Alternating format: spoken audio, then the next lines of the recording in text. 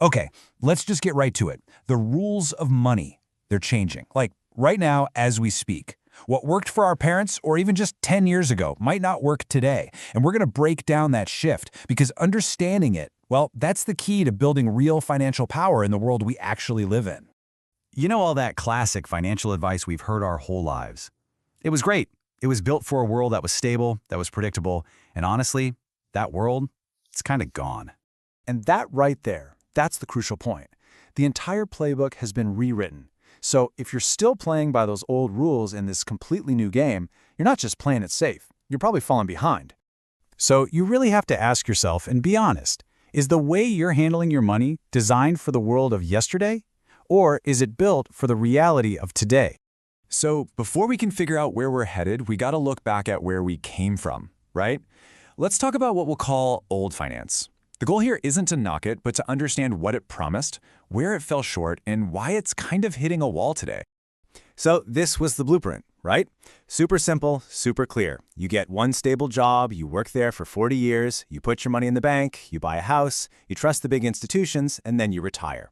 The whole system was built around one single idea: predictability. And this really gets to the heart of it, the fundamental trade-off of that whole system. The promise was safety. You had low risk, your money felt secure. But that safety had a huge cost. Growth was painfully slow. You weren't really building wealth, you were just protecting it, playing defense.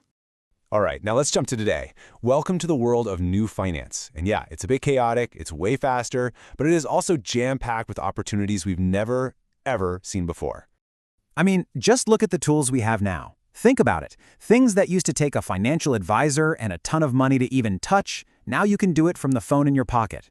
We've moved from relying on one salary to building multiple income streams, from a simple savings account to an entire universe of different assets. And it's not just the tools, it's the information itself. Financial news, market data, announcements, it all flies around the globe in a split second. That wall that used to exist between the pros and the rest of us, it's been absolutely demolished. And you know what moves even faster than information? Money. Capital moves at light speed. We're talking billions of dollars reallocated across the planet with just a few clicks. That speed, that velocity, it creates these huge opportunities for sure, but it also creates a ton of volatility. So that's new finance in a nutshell. It's a system where if you have the knowledge and you're fast enough, you can see incredible returns. But let's be super clear here. With that higher reward comes much, much higher risk. This is not your grandpa's safe and steady path. Okay, so you might be thinking, does this mean we should just throw out everything from the old school? And the answer is absolutely not. Actually, the real secret, the key to real power, is to combine the best of both worlds. This really boils down to a huge shift in mindset.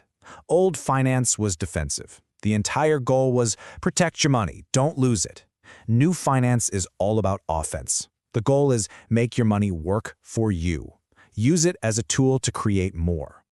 So what's the actual game plan? How do you do this? It's a two-step process.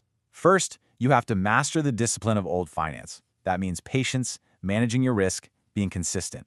Then, you take that steady hand and you apply it to the powerful, high-growth tools of this new world. It's about being a disciplined opportunist. All right, as we start to land the plane here, let's zoom out to the biggest lesson of all. Because this isn't just about stocks or crypto or anything like that. This is about understanding how the entire system of money is evolving.